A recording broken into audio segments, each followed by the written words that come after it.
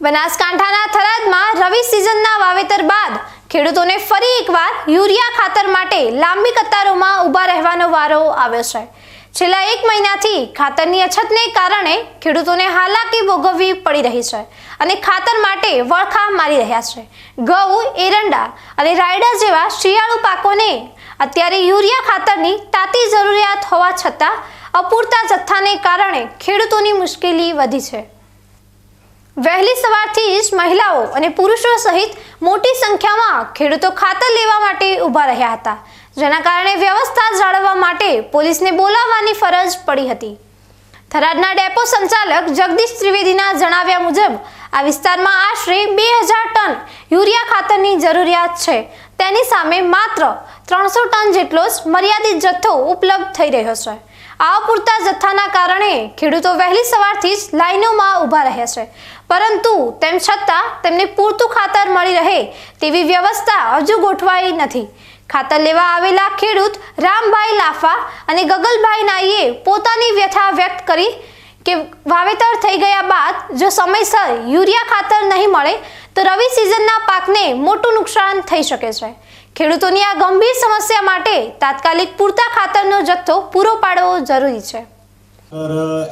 3-4 દિવસના અંતરે આવે છે અને વાવ, થરાદ, દિયોદર, ભાભર, સોયગામના ખેડૂતો અહીંયા વધારે આવતા હોય।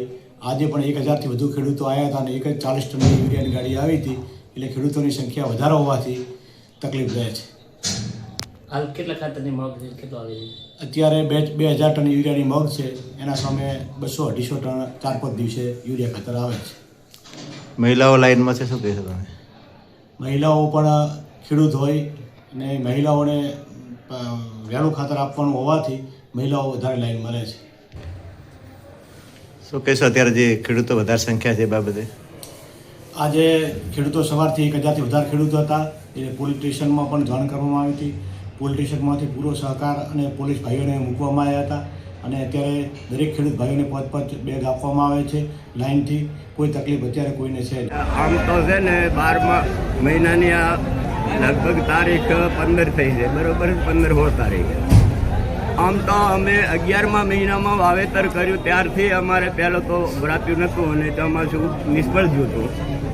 હવે પાહુન 11મા 12મા મહિનાની અંદર પૂરતો ખાતરની જરૂર છે। જે પાક વાયો રાયડું તો પીળું પડ્યું છે અને યુરિયા મળતો નથી। ડીએપી બીને તો મળતો નથી, ડીએપી નોખીને એનો વિકાસ કરાવો, બરાબર? એટલે જેમ બને તેમ આપણની સરકાર સબસિડી આલે। ખાતરની અછત હોય તો ખેડૂતો માટે, નાના ખેડૂતો છે જેમને 5-5 થેલીની જરૂર છે, એવા ખેડૂતોને સબસિડી સરકાર આલી 275 છે, એવા 300-350 કરે ખેડૂતો માટે સબસિડી આલે। સબસિડીઓ આલે કે સરકાર બધી સબસિડીઓ આલે, પણ અમારે 4 લાખ રૂપિયાનું ટ્રેક્ટર લેવાનું છે, 8 લાખનું ટ્રેક્ટર લેવાનું છે, એટલે અમે લાખ રૂપિયા સબસિડી ડીએપી યુરિયા થરાદ ભાવને પૂરતો મળે।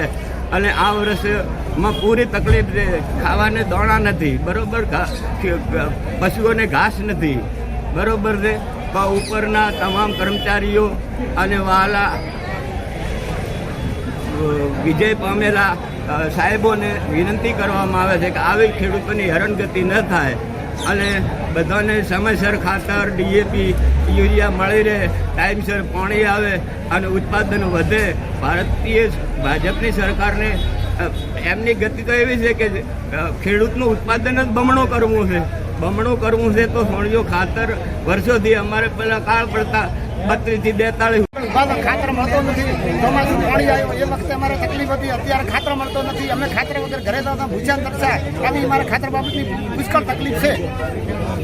શું માગણી છે તમારી? અમારી ખાતર મળવો જોઈએ અમને ખેડૂતોને, એ મારી માગણી છે દરેકને। અમે ખાતર માટે ખૂબ હેરાન થતા, ભૂખ્યા તરસા બેઠા હતા અહીંયા આવી।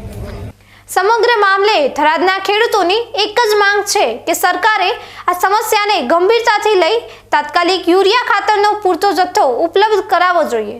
જો સમયસર ખાતર નહીં મળે તો માત્ર ખેડૂતોને જ નહીં પરંતુ સમગ્ર રવિ સિઝન પર વિપરીત અસર પડી શકે છે। હાલમાં ખાતરની અછતને કારણે ખેડૂતો જે રીતે પરેશાન થઈ રહ્યા છે તે જોતા રાજ્ય સરકાર અને કૃષિ વિભાગે આ ગોરખ ધંધાને દૂર કરીને પારદર્શક અને સમયસર વિતરણ વ્યવસ્થા ગોઠવવી અનિવાર્ય છે, જેથી ખેડૂતોને રાહત મળી શકે।